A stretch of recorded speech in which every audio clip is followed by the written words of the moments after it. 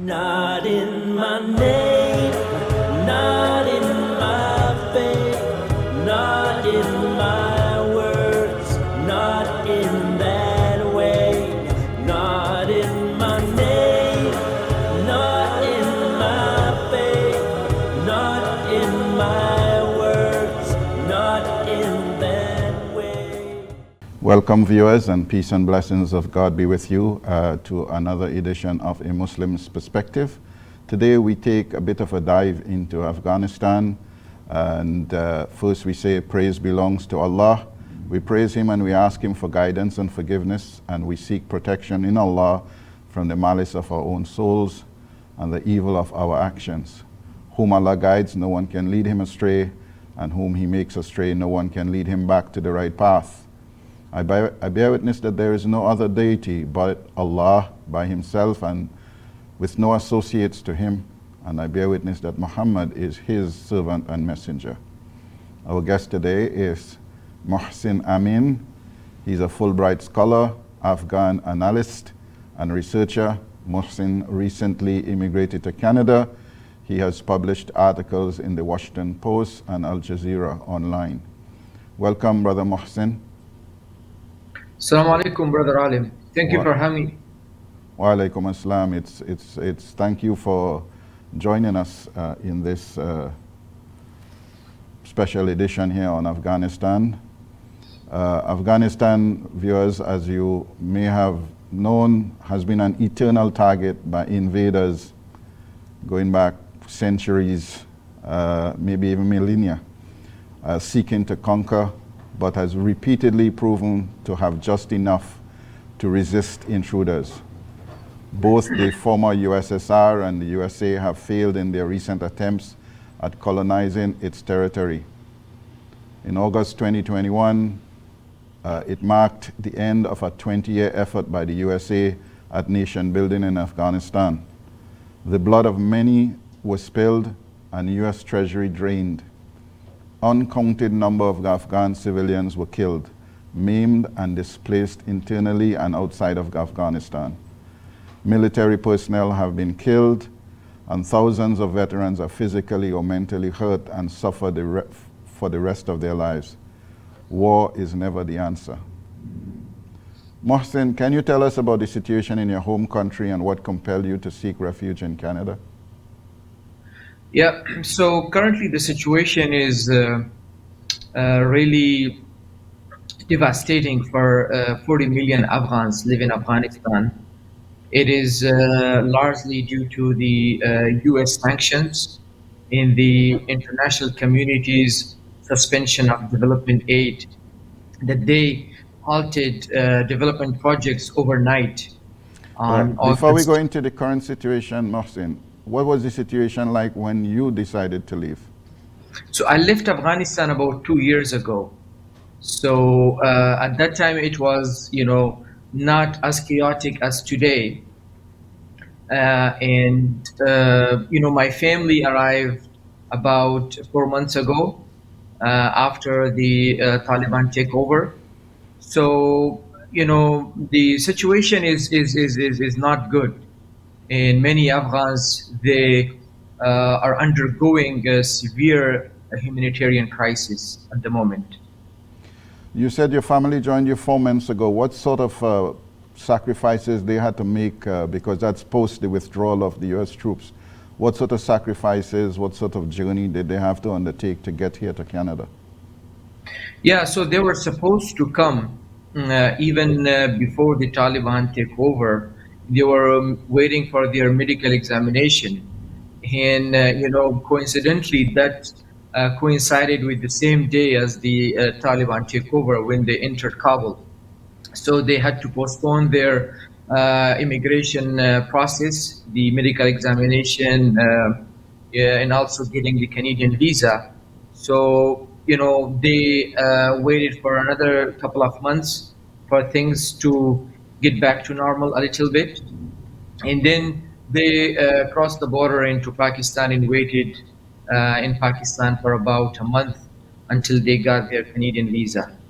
And when you say cross the border to Pakistan, is that a journey on foot or is it by modern day transportation? How is that undertaken? And what sort of security risk would they have taken to do that? It's a road journey, and when they were in the Torkham crossing, they waited for about 2 days, one night, among around like 3-4 thousand people stuck at the crossing point. Among them were the elderly, women, patients, children. All wanted to cross into Pakistan, some for medical treatment, some for other purposes, like students, they wanted to go and study in other countries through various scholarships. So that was really a chaotic situation, with no proper washrooms, restaurants, or something to eat, or even to spend the night in a proper place. I was really concerned for my family, and many other Afghans were concerned too about their relatives and loved ones. So, that 2 days and one night was really difficult for my family, waiting for their immigration processes to get their passport stamped and enter into Pakistan. And I have 4 kids. They went through a lot of hardship and difficulty while undertaking this journey. What's the age range of your kids? So the eldest is 10 and the youngest is 3. Subhanallah. It must have been a very grueling journey for them, not being able to understand what is occurring and why is it occurring. Absolutely. So they had no idea. When I was talking with them over the phone, they said that we are tired, we are exhausted, we just need a place to sleep on. And there was no blankets, no pillow, nothing. So they just spent the night on a freezing cold day with nothing basically to sleep over. So yeah, that left a very significant impact on them psychologically, physically, and mentally. Uh, this trauma will be with them for a number of years to come, but hopefully, inshallah, they will recover. But they were blessed or privileged to leave Afghanistan. But what about those millions of children who are currently starving, who are malnourished? We receive reports that 3.5 million Afghan children are malnourished, and they don't have enough food to eat, and their mothers, breastfeeding mothers, are also It don't have. certainly is a tragedy, but first let's be thankful that your children are out of the situation. And is there any sort of approach for counseling for them to at least mitigate some of the psychological damage? Well, they just got enrolled in school here in Toronto, so now uh, they started the English language learning program through ESL teachers at school. So I'm in touch with their teachers to be cognizant of their psychological and mental state. So they have that in mind while interacting with them and um, teaching them the new language and integrating them into the educational system of Canada. Do you get a sense that they have now been adjusted to a relative place of safety and comfort, or are they still having nightmares or issues like that in their day-to-day dealings? Well, I think it will take some time for healing and recovery. Um, I believe they still reminisce and remember those very difficult times. It was chaos all around, and then witnessing that and not understanding why is this happening to them. So yeah, it's troubling and it's not easy, but we have to give it time for the healing to take place. Inshallah, I hope Allah grant them that peace of mind so that they can blossom into, the fullness of being a complete and contented human soul. Inshallah. I mean, what are the reasons? Like the Americans pull out 20 years later in August of 2021, but it seems to me that whichever government was in place, I believe it's from Hamid Karzai to Ghani in the end, there seemed to have been a disconnection between the government and the general population of Afghanistan. Can you explain that to us if that's the case? I mean, why the disconnect? Why is the Taliban able to have so much resistance over the period of 20 years, and the government with presumably so much resources wasn't able to have that deep connection with the Afghan people, or am I mistaken? Well, to an extent, that is true. I think we have to keep in mind the last 20 years historical chronology, that what has happened in 2001 when the US started bombing Afghanistan and overthrowing the Taliban's government. So if you recall, from 2002 until 2005, in 2006, there was no insurgency of the Taliban. Basically, those are called the so-called peaceful years during the 20-year occupation of the United States in NATO. So the Taliban government was dismantled in 3 months, and then from early 2002, there was no active resistance or fighting against the occupying forces. So, due to the miscalculation of the international community, they started their campaign of raiding homes and imprisoning innocent civilians and targeting them and basically torture and killing.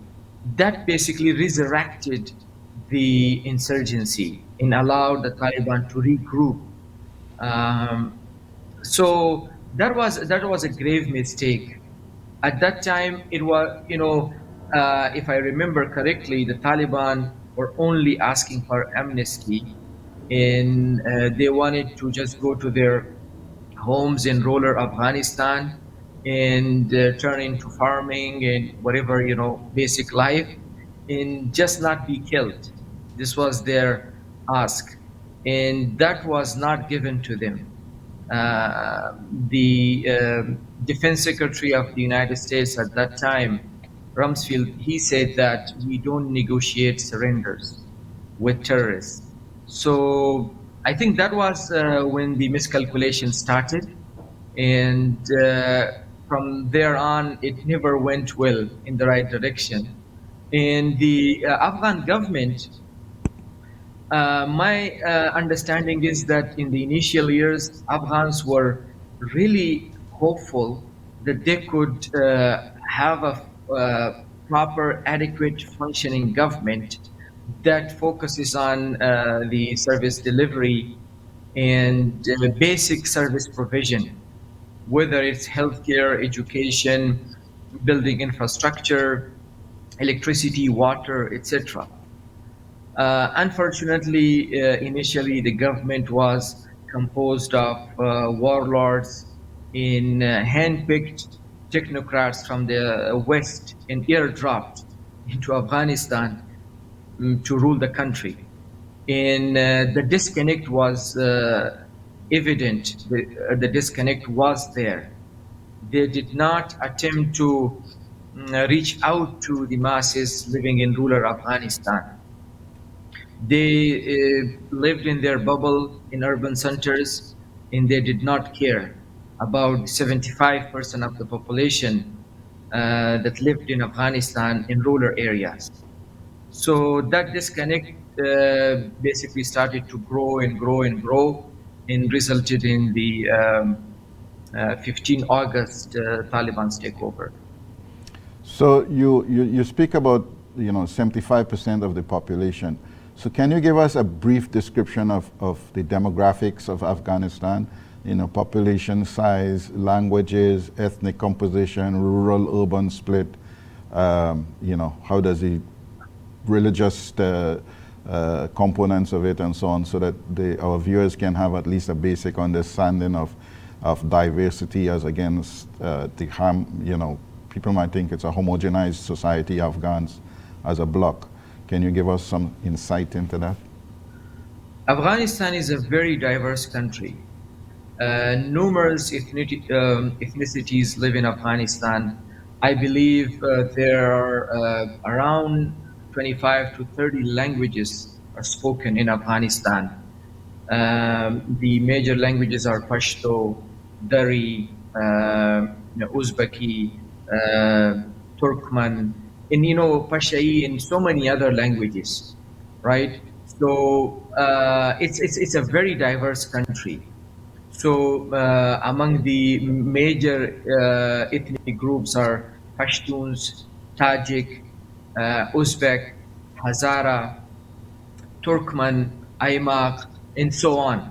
I cannot name them. There are more than 15 to 18 ethnic groups. And among the religious groups are 99.9% of Afghanistan's population, they are Muslims, and predominantly it's a Sunni country with I believe 18%, 18 to 20% Shia, and the rest of the 80% are Sunni Muslims, and we have indigenous Hindu and Sikh Afghans as well, but it's a very small number. So that's the diversity that we have. Uh, Various cultures, very rich in terms of the culture and the heritage that we have inherited throughout the last 2000, 3000 years. And in terms of its geography, how has the geography impacted the settlement in the country of Afghanistan? Yeah, Afghanistan is a landlocked country, mountainous country, a lot of mountains, and Allah subhanahu wa ta'ala blessed us with, rivers and a lot of flowing water streams in all parts of Afghanistan. So that's a blessing, alhamdulillah. So the terrain is very different, with different altitudes, mm, different weather and climate in different regions of Afghanistan. You have places with minus 20, minus 30 degrees Celsius, and you have places very like warm temperatures that goes up to 40, 45 degrees Celsius. So there is sort of a diversity in the climate as well. In the geography is that, as I said, we Afghanistan borders around five countries, I believe, starting from Pakistan, Iran, Tajikistan, Uzbekistan, Turkmenistan, and China. So yeah, so that's about the geography. In terms of the natural resources, are there any proven reserves of resources that the West needs? Yeah, Afghanistan is very rich in natural resources, especially in rare earth minerals, in gemstones, in lithium, in copper, in other minerals. So it was estimated around from 1 trillion to up to $3 trillion of mines are underground in Afghanistan that has not been tapped yet. So there is a significant, tremendous opportunity for the extractive industry in the mining sector to flourish. And due to the peace and stability that we have right now, I think it's the right time to start to tap the natural resources of Afghanistan and bring about the economic growth. So over that 20-year period of occupation, if we might deem it to be that of the USA in Afghanistan, what sort of outreach in terms of development or nation building, other than building government institutions, whether it's government structure, took place in Afghanistan itself that would have actually met the people and improve the lives of people, into whether it's in terms of education, in terms of business, in terms of agriculture. Is there any initiatives that took place over that 20 years that would have, given the ordinary Afghan signs of hope? And what was the impact, if any, of those programs? Yeah, so many initiatives started, but unfortunately, the expected outcomes could not be materialized. In many projects, many initiatives were left incomplete due to widespread corruption, incompetence, and negligence. Many of those mega projects, unfortunately, could not be completed on time. So, if we take the infrastructure sector, roads, bridges, irrigation canals, the electricity infrastructure, etc., a lot has been done. I specifically worked in the power sector. I was part of projects that provided electricity to more than 40,000 households in in northern Afghanistan, in Kunduz, in Baghlan provinces, funded by the Asian Development Bank. And that's an accomplishment. We built a lot of transmission lines, substations, and distribution networks. In 2002, access to electricity in Afghanistan was about 3 to 4%. Only 4% of the population had access to electricity. Now, Alhamdulillah, that is over 35%. So that's a huge achievement. But unfortunately, we our electricity is reliant on imported power. The energy mix is such that it's 80% is being imported from the neighboring countries, from Tajikistan, Uzbekistan, Turkmenistan, and Iran. In 20% comes from indigenous generation or indigenous sources.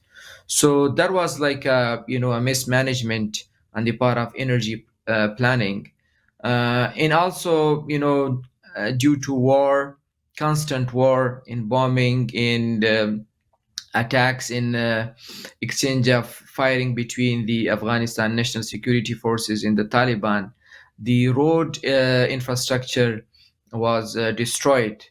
For instance, if you take the Kabul to Kandahar highway, it was damaged in many parts.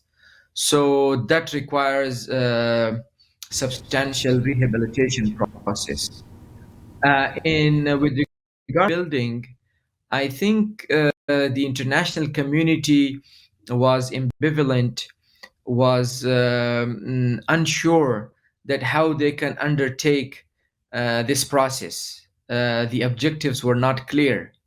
And as Professor Stephen Walt of Harvard University said, that the international community was of the opinion to initiate sort of like a social engineering project in Afghanistan to familiarize the Afghan population to Western liberal values. So that initiative failed, and I think that was largely due to the misunderstanding of the Afghanistan society. We shall continue. We'll take a short break and continue after this short break, Brother Mohsin. And we'll be back to further, discuss the situation in Afghanistan as it is currently. Until we are back, viewers, peace out. Not in my faith, not in my words, not in that way. Welcome back, viewers, and we are with Brother Mohsin Amin, a Fulbright scholar and an Afghan expert analyst, discussing the situation historically and currently in Afghanistan. Brother Mohsin recently migrated to Canada. He and his family joined him recently. And we are examining some of the underlying currents that led to the withdrawal and the takeover of Taliban and the current situation in Afghanistan. Brother Mohsin, before we go into the current situation, can you give us a sense of how the Afghan society is organized at the lay level? I get the sense that there is some degree of clan or tribes or families, and they each have a headman or something like that. Could you give us some insight into how that structure is in the day-to-day life of Afghan people? Yeah, Afghanistan is largely very conservative, traditionalist society. Especially in rural areas, they take the culture and the tradition in high regard. So that structure is still there, but we saw a significant change in the urban centers and in major cities, a shift, progress in terms of adopting new cultures, new ways of living, and also the standard of living improved a little bit in urban cities, but not in rural Afghanistan. So if we take, for instance, the literacy rate, still 90% of women in Afghanistan, they can't read and write, and that is very unfortunate. um, and also even in urban centers, the rate is about 30 to 40% of women are illiterate. We have a success story of millions of kids enrolling in schools, but still there are millions of children are not in school. So that's another tragedy that we have in Afghanistan, unfortunately. So, in terms of society structure and the social fabric, it is uh, changed a little bit due to, I think, access to telecommunication and cell phones and internet. Because one of the success stories in Afghanistan the last 20 years is the telecom sector. Now, about 23 million people, they have access to cell phone in a SIM card. Basically, they are able to make phone calls from villages, from various parts of the country. And about 7 million people, they are active users of internet. So, with access to internet and technology, that brought very minimal change in rural parts of Afghanistan, but not as expected. So, yeah, if you visit a village in a remote district, you will still find that people have their norms of about 60, 70 years ago, and they keep it right now with any sort of major change. You mentioned the literacy rate and particularly about women. How much of it has to do with the way Afghans view the role of women and how women have perhaps accepted that role? being within the household and not outside of the household, and to educate them is to lose control. How much of that is comes from that, that mindset of a male-dominated society? Yeah, so I think this is one of the sad stories about Afghanistan. And I think that's largely due to mixing up culture with religion. So there is confusion among people that whether this comes from Islam or whether this comes from their culture. So they have misunderstood that, and some uh, role is goes to scholars of Afghanistan or the ulama, especially in villages, who preach and they give khutbas. They did not pay attention to these issues, and perhaps they realized that there are sensitive issues and they did not want to touch it, or they have a specific interpretation of Islam that basically aligning it with their cultural understanding or cultural uh, paradigm. So we saw some sort of change in certain societies. They give a more greater role to women to take active part in education, in higher education, in basically contributing to the society. But some are unfortunately still grappling with that, what should be done. And I personally feel that women are not treated the way they should have been treated according to Islam in some parts of Afghanistan. That's very unfortunate. But I think the literacy rate, the understanding of Islam, and you know basically access to infrastructure in a high standard of living, all of this have culminated in that. I haven't come across any research that says whether there is a correlation between higher education and employment with those who allow their girls and women to go to schools in universities. So that is one part. The other part is that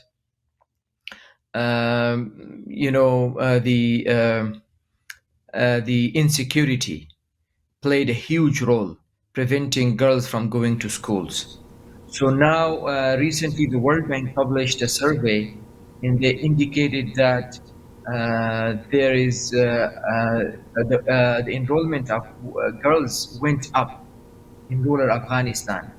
That's a very positive sign, which means that insecurity in conflict, in war, played a huge role in preventing families from sending their girls. So hopefully, inshallah, with this peace and stability, people are encouraged to send their kids to school, and the literacy rate is up. Inshallah. And in terms of the current situation, are women being allowed or girls being allowed to have an education? I read that in some areas of Afghanistan, they are not being allowed to go to school, especially perhaps in the rural areas. Do you have any sense of what's taking place currently? Yes, yesterday we stumbled upon this very tragic, very devastating news coming out of Afghanistan that the Taliban government prevented teenage girls from attending their classrooms, in basically sending them back, turning them away from schools. So there was a last minute uh, change in the decision. The Ministry of Education announced that all schools, regardless of age and gender, they will be reopened across Afghanistan. But unfortunately, they backtracked from that decision and did not allow girls to resume their classes and studies from grade 7 up to grade 12. So that's very tragic news, very heartbreaking, and I hope the Taliban reverse this decision, as soon as possible, because it's really traumatizing for millions of girls who waited more than several months in hope that they will resume and restart their education. But they were really gotten traumatized by this decision by the Taliban. Brother Mohsin, you're a Fulbright scholar. You are living here in Canada. You have Taliban who seem to be traditionally trained in madrasas with, in many instances, misogynistic interpretations of the faith. How can we expect the Taliban to change when it seems that, scholars like yourself who are in a place to advise them are not in proximity to them, and they wouldn't allow people, perhaps, of your caliber to be in a place of influence?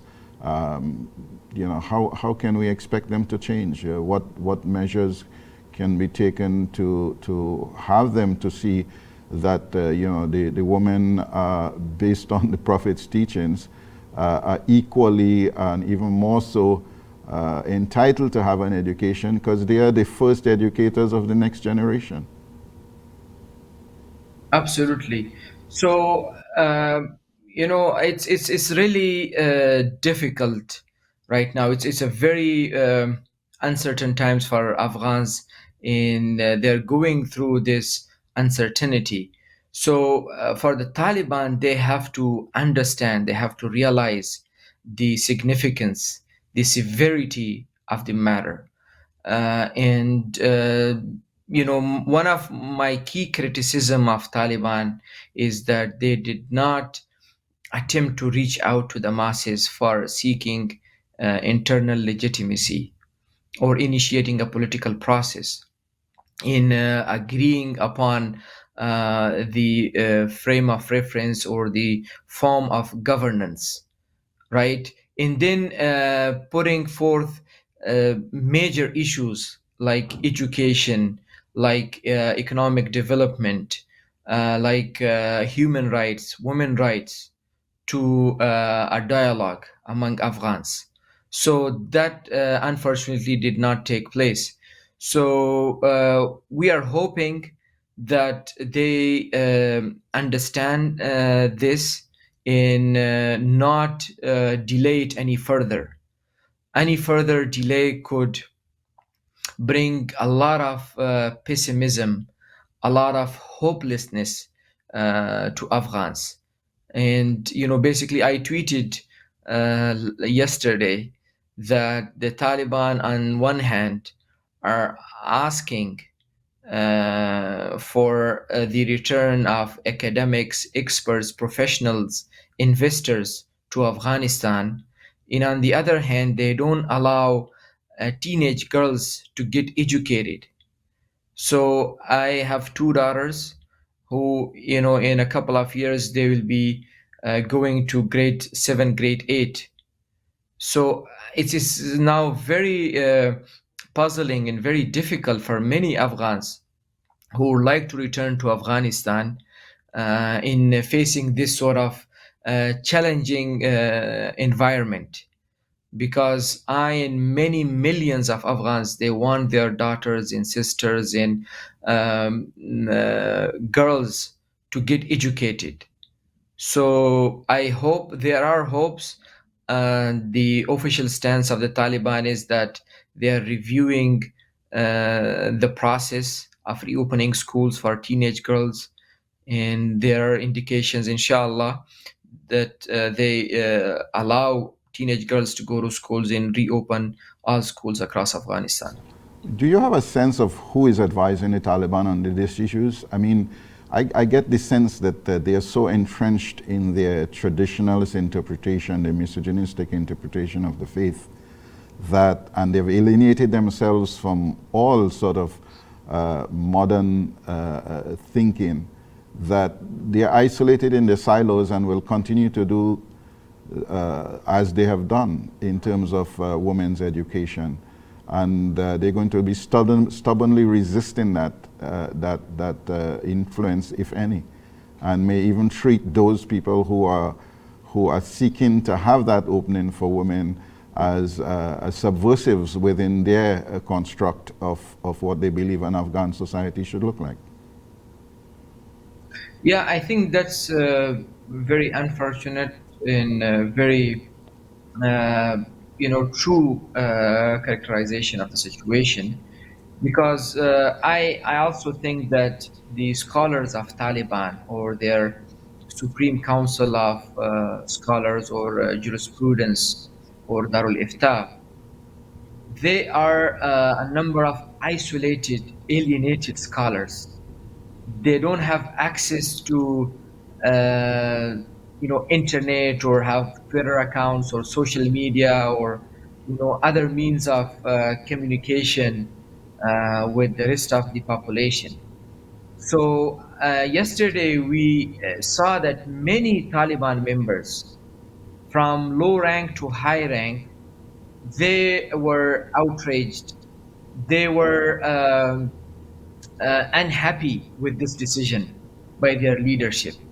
And they said that we were expecting that all schools of all girls in ages, they will be returning to their classrooms, and that did not happen. So it was a surprise for many Taliban members as well. So it seems like a handful of scholars were isolated from the rest of the population, and they make these decisions. So I call upon the Taliban leadership to allow this dialogue to take place between the Afghan population and their scholars, or create the ulama council, that scholars from different parts of Afghanistan with different coming from different schools of thought, and they have a dialogue openly and publicly, because they did not explain why they don't allow teenage girls to go to school, because they haven't officially said that they are against girls' education. They brought technical issues like uniform, segregated classes, etc., and hijab. But it seems that some of their scholars are still of the opinion that whether they should allow girls to get educated or not. And majority of Taliban are against of this opinion. They want their girls, because I've listened to many interviews of the Taliban members. They say that we want our daughters and sisters to get educated, and even some become doctors and teachers, and play a very important role in society. So it's, yeah. We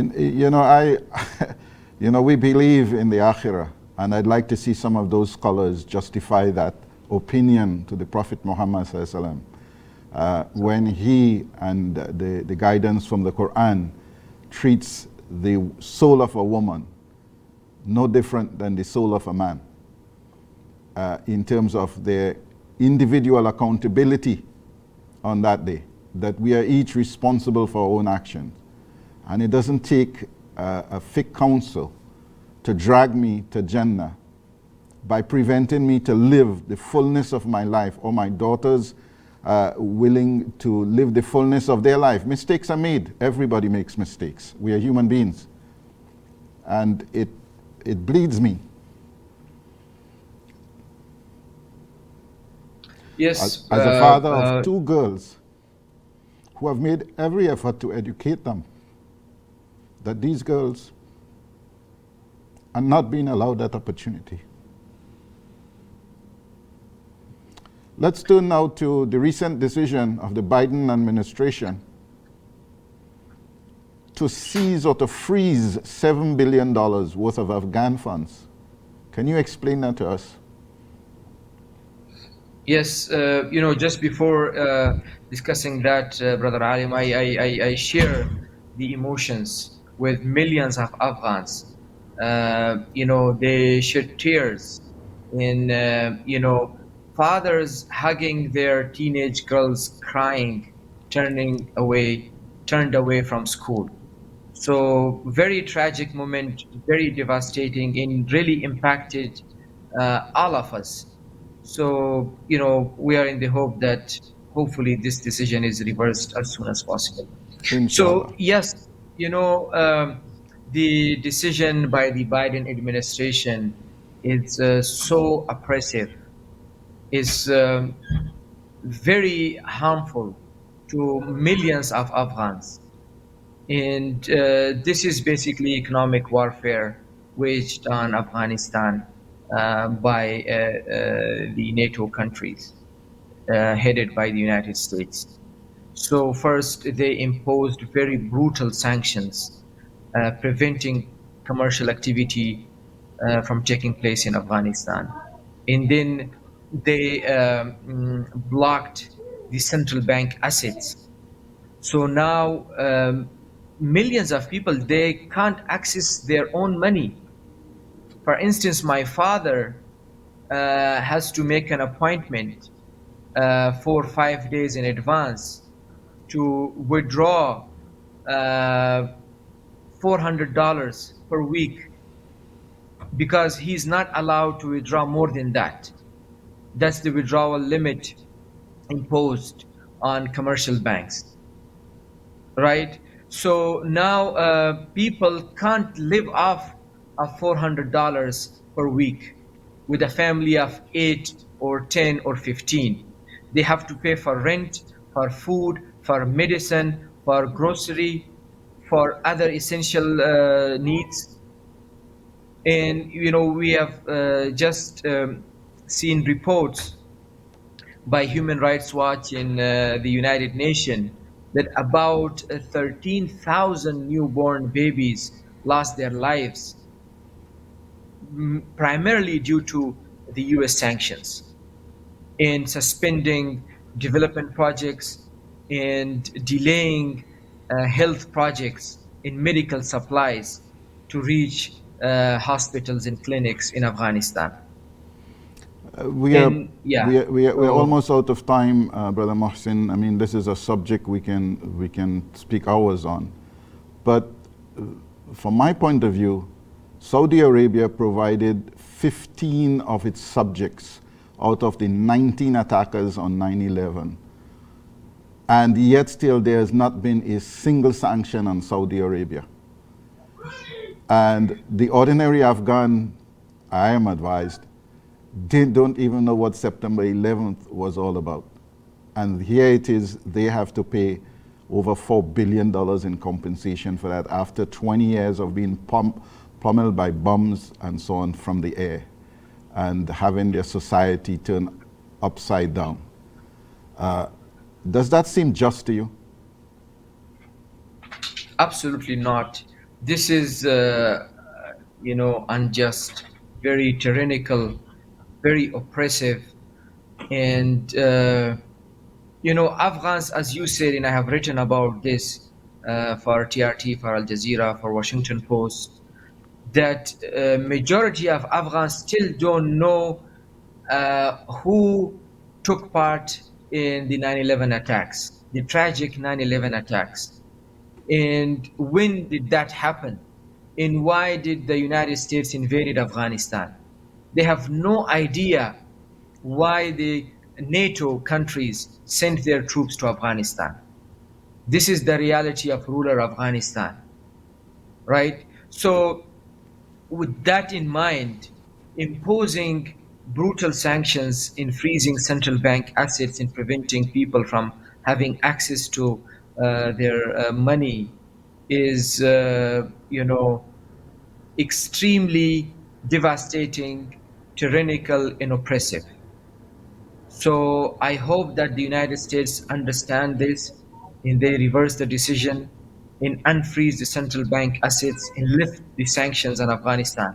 And the sanctions on Russia I tweeted about this, that the Afghanistan sanctions were far more stricter and brutal than Russia. How is that possible? That you deprive the Afghan population from their basic needs of food, in medicine, in basically, punishing them for the crime that they have not committed. Indeed, and with that, we'd have to end our today's edition.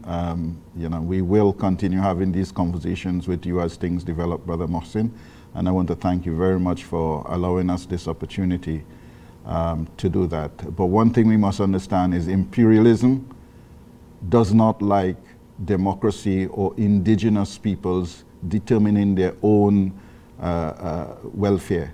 They need to have, it seems, a guaranteed authoritarian whom they would love to give them predictable outcomes. So it is clear why Afghans and the Taliban's government is not being supported, and the family of the Saud is being supported, from my point of view. And it's unfortunate that the world's leading democracy would take this sort of position when it comes to indigenous people determining their own futures. And we've seen it in Egypt, we've seen it in Saudi Arabia, we've seen it in Iran in the 1950s when they overthrew Mossadegh. So we know what imperialism is all about, and they are never satisfied until they are in total control. Until, peace out. Not in my name, not in